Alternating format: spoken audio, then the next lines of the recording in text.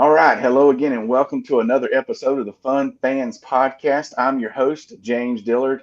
With me for the first time, sitting in for my normal co-host, the son of Bailey Jackson, Mr. Whit Jackson. How you doing this evening, Whit? I'm great. Great to be back. He's back. He's actually back 2 weeks in a row. And as you can see, we have a special guest. It's a Memorial Day special here. And we're going to get to Captain West here in just a second. But first, we got to point out that the Fun Fans are a proud part of the Fanboys Fangirls Sports Podcasting Network. If you're a true sports fan, the Fanboys Fangirls is perfect for you. Find various nationwide podcasts and other sports media at thefanboys.com and all forms of social media. The Fun Fans podcast is the official podcast for Clemson fans. And Whit, you can do this better than your dad, right? I hope so. Tell them what we like to eat. We love Reuben's Food, Sports, Spirits, and Catering. The best wings around with 2 locations in the upstate. 1083 Batesville Road in Greer and 11028 Anderson Road in Piedmont, South Carolina. Find them at Reubens.com. It's a great place to eat if you're a sports fan. That's right. It is a good – and your dad has memorized that. So he's read that so many times. So we greatly appreciate anybody that reads that, and we definitely appreciate Rubens. All right. So our special – hopefully folks are celebrating Memorial Day. We're able to do things like goofy podcasts like this thanks to those who have served our country. And we have with us this evening a special guest for our Memorial Day show, and we're aware that Memorial Day is designated to remember those who gave the ultimate sacrifice during service.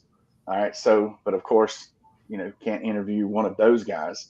But what we have on the podcast is somebody who's dedicated his career life to the military. He has served in 3 branches of the military. He's currently an officer with the United States Space Force.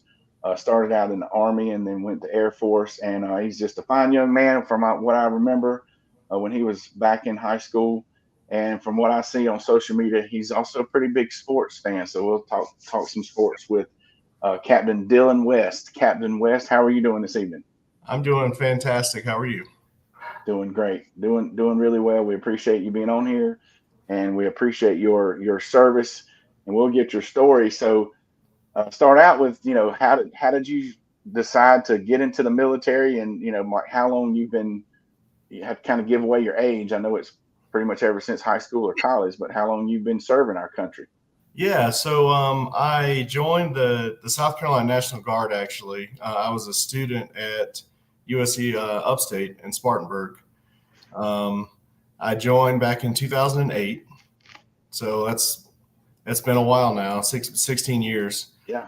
And I joined the Guard because I was going to college and I didn't want to drop out of school, but I was interested in trying to find a way to serve. I come from a long line of service members on both my mother and father's sides of the family, grandfathers, brothers, aunts, uncles, cousins, my dad, you name it. So I was always interested in doing that, and joined that in 2008. Sorry, let me silence that. It could be the president, so it's fine. So joined in 2008, went to boot camp at Fort Benning, which is now called Fort Moore, down in Georgia, to become an infantryman. And that's kind of what I started out doing. Deployed a couple times to the Middle East when I was in the Guard, all of 2010 and all of 2012. And then from there, I was kind of on and off with college. College took me quite a while to finish. I ended up opting for the online route because I was kind of gone a lot, right? Mm-hmm. So, I finished school in 2014. Yeah, 2014. And that's about the time. 2015 was when my contract with the Guard was running out. And I was interested in going active duty. And I wanted to try something different. So I took the test to see if I could become an officer in the Air Force and applied and waited a while, but then finally got in, found out I was accepted. It was a huge honor. And the job that they gave me, I was actually kind of surprised with my background, but the job they gave me was space operations. Mm. And so started doing that. And kind of the way that rolls into the Space Force is the segment of the Air Force that did space operations, it was literally called Air Force Space Command. Mm-hmm. When the Space Force was officially created, that part of the Air Force was basically just removed from the Air Force and became Space Force. So I had the option to stay in the Air Force or transfer with it. And I decided to just give it a shot. And so that's kind of how I ended up with the whole 3 branches thing. It sounds kind of crazy, but that's kind of the quick down and dirty of how all that went down. Yeah. Very good. Yeah. And I think the other part of your question is, what got me serving like I say, just, 2 of my 3 brothers, my dad, my grandfathers, it was just a thing for our family. And, when I wasn't exactly sure what else I wanted to do with my life, I found a calling somewhere else, thankfully, because I wasn't the most amazing athlete. I always had fun doing it, but, statistics show very few people make it to the top, That's right. So for sure. Thankful that I was able to find a calling that, serves a purpose larger than myself, in the greatest nation in the world. So, Amen. All right, Whit, what you got? Okay, so like some people are in a branch their whole life. That's their one branch. But like, to your knowledge, how rare is it that somebody serves in like multiple branches? I think it's more common than you realize. Maybe not super, super common, but now with the Space Force, most everybody that's in the Space Force started out in a different branch. That makes sense. Yeah, we have now, recruited some, I guess what you could call, organic guardians, if you will, Mm-hmm. who, joined straight into the Space Force. But, most everybody that was in it at its inception came from the Air Force. And the organization that I'm actually in, we took in an entire battalion from the Army that did communications. Oh, wow. That's now a squadron in the Space Force, in the organization that I'm a part of. We have folks that were in the Marines, folks that were in the Navy. We took in a Navy unit that's now in the Space Force as well. It does communications down in Southern California. So it's kind of neat. So with the Space Force, you'll see it a lot. But when I was a soldier, we actually had a lot of guys that had been in the Marine Corps that got out of the Marines and then wanted to continue serving in some way and came to, the Army Guard to do it on a part-time basis. So I think it's more common than you think. I don't know many people that have been in 3. Yeah. I think there's a few, but yeah, there's more folks than you think, but it's not super, super common, I don't think. So you pretty much answered my next question about how you landed in the Space Force. But so let's just kind of say, if you had to give a job description for, what you do for the Space Force, what would that be? And maybe in terms that even somebody like myself can understand, I guess. So just in case. So right now, my job title is called executive officer. So I work for a colonel, the commander. So I kind of run his office and manage his schedule and his meetings and stuff like that. So my current job is very, very heavy on the admin side. Gotcha. Pushing a lot of papers for about a 1,300 person organization that I'm in. So that keeps me busy. Before that, and our folks that are at work right now down the road, 24/7, 365, we do military satellite communications. Okay. So anything from providing communications to, tactical users, warfighters on the ground, to protected, very secure communications for the President, Secretary of Defense, the nuclear arsenal, the communications that those, the subs and the bombers and stuff like that, all those comms are managed by our organization as well. We also provide tons of different things to, the American people across the world, in addition to just, the military, because we provide GPS. Space Force operates and manages that. Mm-hmm. Missile warning, kind of hand in hand with Missile Defense Agency too. We kind of each play a separate role, but with radars, space-based assets that can detect heat on the ground. Most of that's operated up in Aurora near Denver. Civilian applications to that as well, because they spot fires very early. Oh, wow. Okay. So we're able to pass that information back to civil agencies to help out, very quickly. So there's a ton of things that we provide outside of just standard military stuff that benefits people around the world. So it's really a tremendous honor to be part of an organization, really from the ground up when it started, that provides such critical capabilities to not only the warfighter, but just the American people as well. Very good. All right, Whit. Okay, so what's like the coolest story or most memorable experience you have from being in the armed forces? Yeah, so this one, a lot of ones to sift through that I was thinking about. I think one of the coolest ones, outside of the countless just fun memories, making lifelong friends, it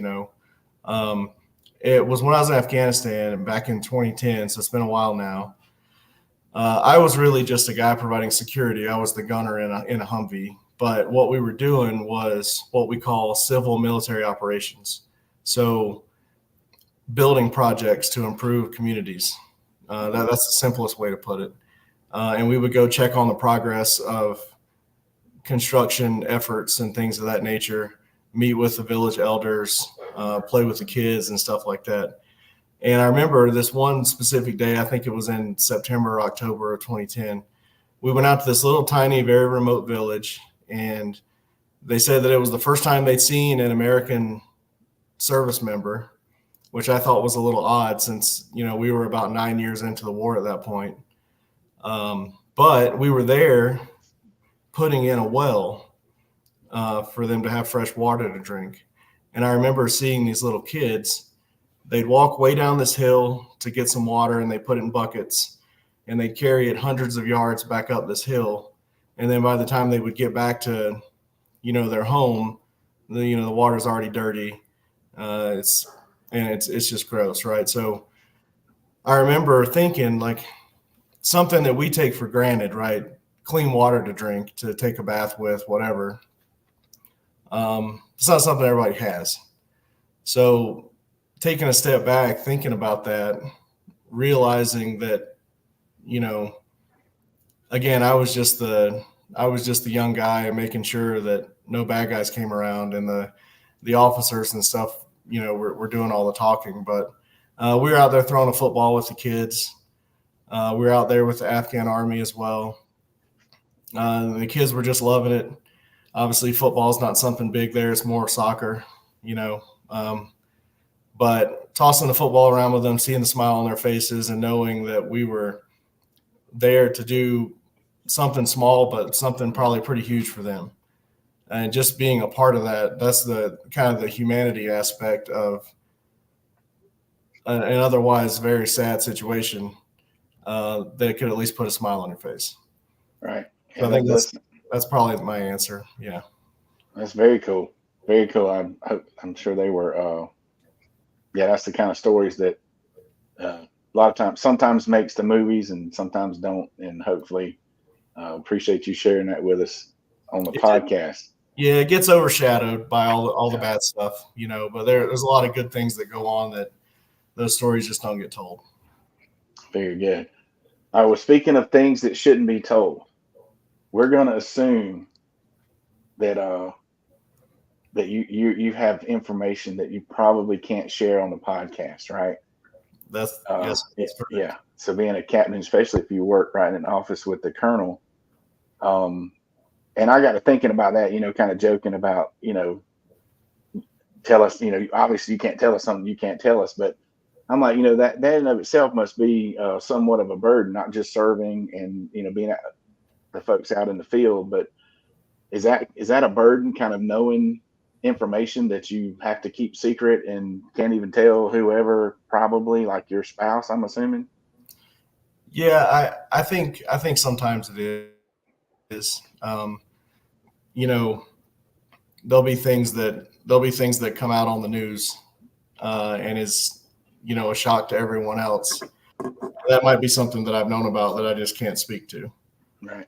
We are privy to a lot of sensitive information, and that can be a burden sometimes. While it might sound cool, and to an extent it is, coming home from work and knowing something sometimes, and then your spouse asks you, how was your day? Like, oh, well, it was good.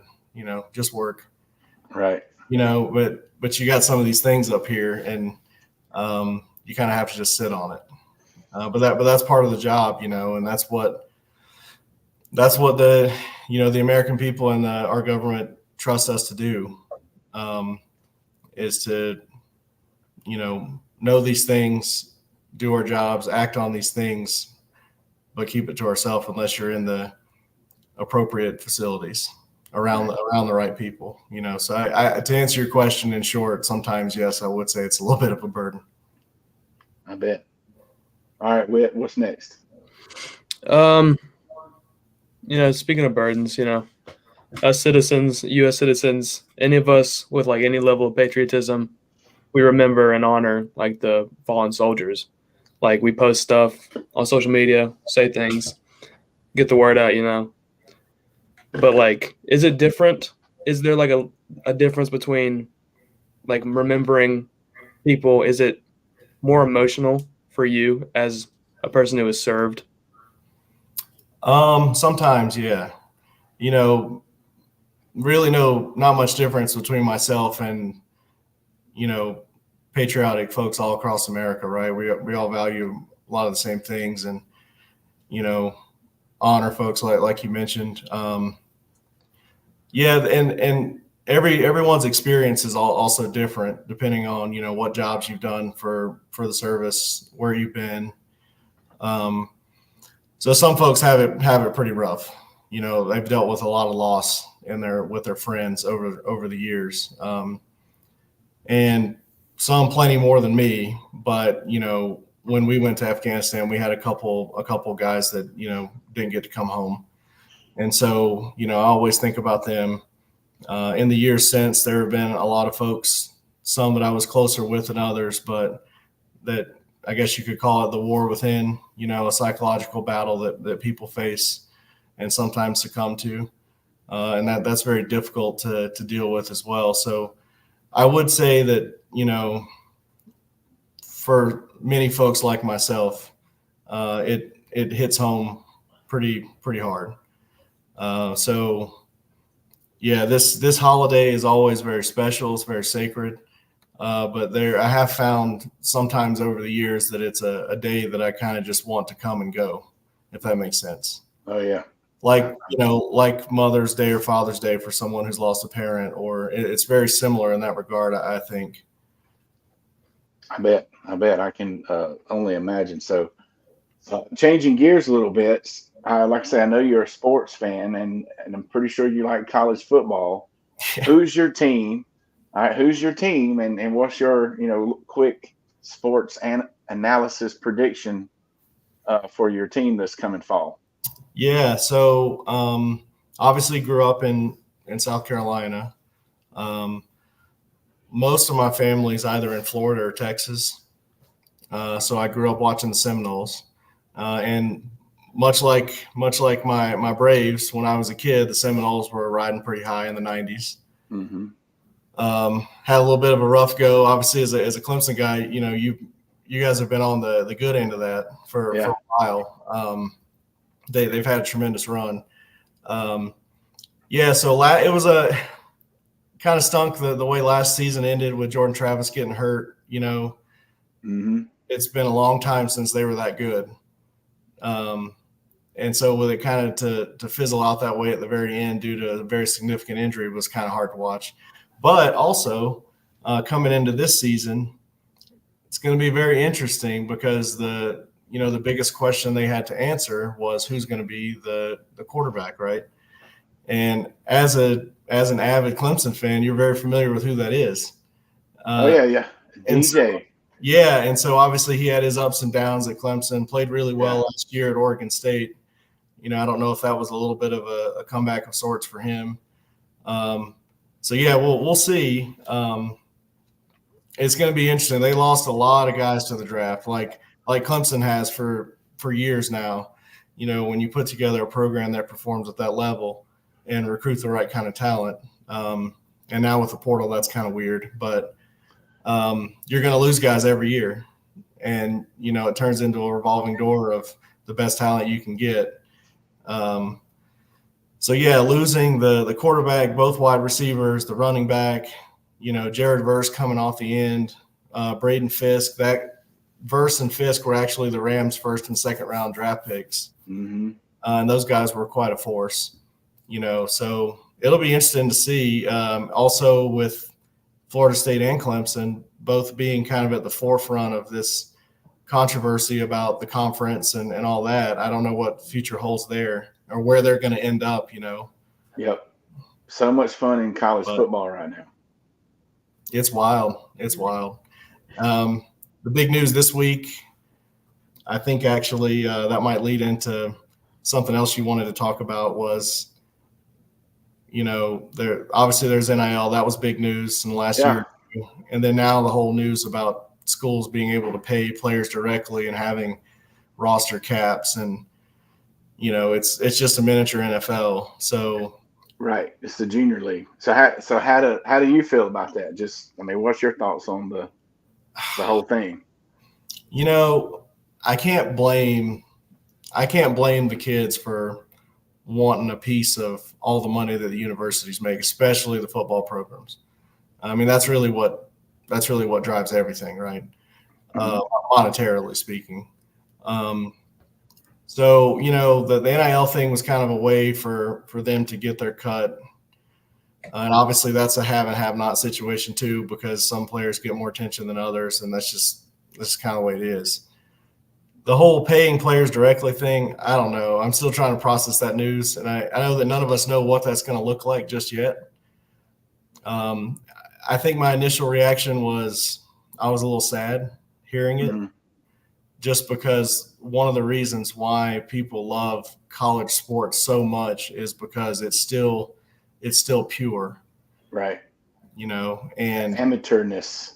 Exactly, just like the Olympics. A lot of the Olympians are college students.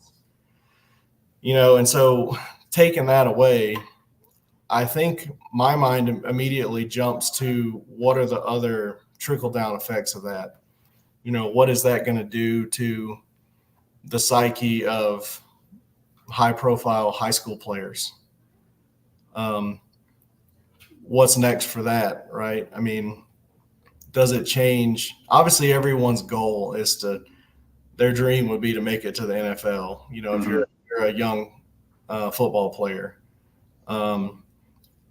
But as the money starts to trickle down and get closer and closer to the youngest players in high school and things like that, how do coaches and teachers, manage that, manage the egos and things of that nature. And I think it concerns me a lot for the future.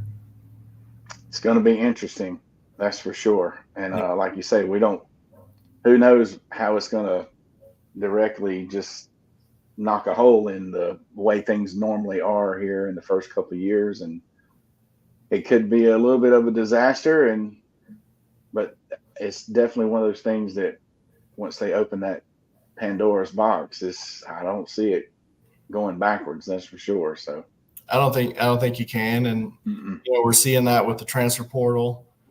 Obviously, we talked about NIL a little bit. That shook things up quite a bit.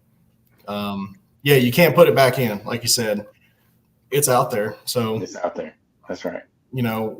It's just how far does it go? And just like most other things in the world and in life, it never stops. It never stops where it starts. Typically, it grows and grows and grows. And so just like contracts in pro sports, right? They get bigger and bigger and bigger. So what's that going to look like for colleges? What's it going to look like for smaller schools that are trying to compete, have their Cinderella story? Mm-hmm. Based on what these caps look like, I don't know how that's going to be possible because the best players are just going to want to go to the schools that can pay them the most money. I mean, that's just common sense. That's right. So, very similarly to NIL, it's just kind of going to explode now with this, and time will tell. Time will tell for sure. Well, speaking of time, Captain West, we appreciate your time. We appreciate your service as one of your former educators. Very proud of you, young man. You keep up the good work, and hopefully maybe you'll join us on the show again someday. Yeah, just let me know. It's been an honor, and thank you so much for thinking of me. And Whit, pleasure chatting with you. Yeah, me too. Yeah, and I'll start tuning in to your guys' show. Now I know a little bit more about it. Yeah, check us out. It's pretty fun. We just try to have a good time. We have a great time. Yeah, that's right. That's what it's all about. That's right. That's right. All right. Well, thank you, sir. You have a good evening. Thanks, Coach. Appreciate it. See ya. Bye. How cool was that? That was pretty cool. He's in charge of the satellites that's like keeping an eye on us and stuff. In general, very, very general, simplistic terms. All right. That's awesome. All right. So speaking of being an educator, I'm going to throw this up there real quick. We mentioned this at the beginning. So just to educate, and I don't know, Whit, did you fill in for your dad and do some big time Memorial Day research? I didn't do the research. He did. He spoke a little bit about it. What did he say? What did he tell you to say? It was just like, what is we honor and remember on Memorial Day? Right. Stuff like that. Okay, something like that. So first of all, there's never a bad time to shout out to our service members, current, former. But I saw this on social media. I thought this was pretty good. If you're listening, you can't see the graphic, but there is a difference. There's Armed Forces Day, where it's for those who currently serve, they currently wear the uniform. Veterans Day is for the former service folks that used to wear the uniform, is the way it lays out here. Memorial Day is for those who never made it out of the uniform. So that's a pretty good way to put it right there. So we are definitely on Memorial Day right now. And I have one just real quick bring back from the trip last week. I missed last week's shows. I was at Jillian's graduation. So there's a quick shot of Jillian. She got her master's degree from George Washington. And speaking of Memorial Day and our service, there's a really cool place to have a graduation. We're literally on the National Mall, so right beside the Washington Monument. And this was a huge graduation. Those white chairs, you can hardly see the picture, but that's just for the students. This is a 31,000 student university. They had probably graduated, I'm gonna say 3,000 or 4,000 students. So they had chairs set up for probably about 10,000 people. And if you have that many people, you got to be prepared for them to have to go to the restroom, right, Whit? Oh yeah. And we used to have a Porta John segment on the show. I just had to check out these Porta Johns they had at the graduation. The GI Johns with the little star. I mean, you can't get much better. That's pretty good. You can't get much better than that at the on the National Mall. All right. So anyway, we're about out of time. So we definitely want to give our shout out to Dubby. Go to w.gg, enter promo codes FUNFANS for you 10% off. I got to give a shout out to True Victory. It's another one of our sponsors. It tickers across the bottom of the screen, but it is a veteran-owned company. So we got to say something about them on our Memorial Day special. Go check them out. Enter promo code the Fanboys and get 15% off for that. And don't forget that the Fun Fans podcast is the official podcast for the second year in a row for Wayne Buckingham's and WAB Sports Orange and White Alumni Weekend fundraiser coming up that first weekend in August. It's a really great fundraiser. They get school supplies for needy kids. They give back to some scholarship money for some students with special needs that are going to college. So Google that, go to our website, find that stuff where you can get a table and rub elbows with some big time former Clemson players. And we're going to let Witt give his O's update because he O's definitely update. has a hat on. This could be a weekly segment. It is a weekly segment. But quick shout out to Thrift Street. Got this at Thrift Street in Clover. $15, pretty good price. It is pretty good. O's update. Just had since last week we got swept by the Cardinals, which was first regular season series sweep since like 2022, which it's fine. It's whatever. It's baseball.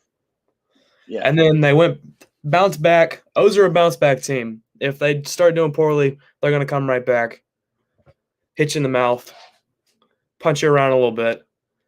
I just got completed a 4-game sweep of the White Sox, which I mean, White Sox pretty bad, but it's all Major League Baseball. So that's right. Everybody's a professional. And it's still very early. Where is it like a fourth or 20% into About the 50 season? games in. We got plenty of games. All right, so the O's are doing great. Speaking of baseball, find out tomorrow the for sure where Clemson and all the other college baseball teams are going into the regionals. So we're looking at the projection is for Clemson to be about a 6th seed. So even though kind of we won't get into the way they've been playing. I know your dad would say it's baseball, so we're going to be fine and probably still host throughout until Omaha if we keep making that far. So, but we'll find out tomorrow, and that's all the more reason to stick with us. Next weekend, we'll definitely have the update. We hope you enjoyed the show. We appreciate once again Captain West being with us, and we appreciate all those who are currently serving and have served, and definitely those of the fallen and their families for making that sacrifice. And we appreciate you joining us each and every Sunday. Don't forget to click subscribe on the Fun Fans Podcast YouTube channel, as well as your favorite podcast platform. Follow us on all social media, and please share. Also, reach out to become a sponsor. On behalf of the Fun Fans Podcast, J Thrill Entertainment, the Fanboys Fangirls Podcast Network, and Witt Jackson. See y'all later. Happy Memorial Day, folks. Thank you. Go Tigers.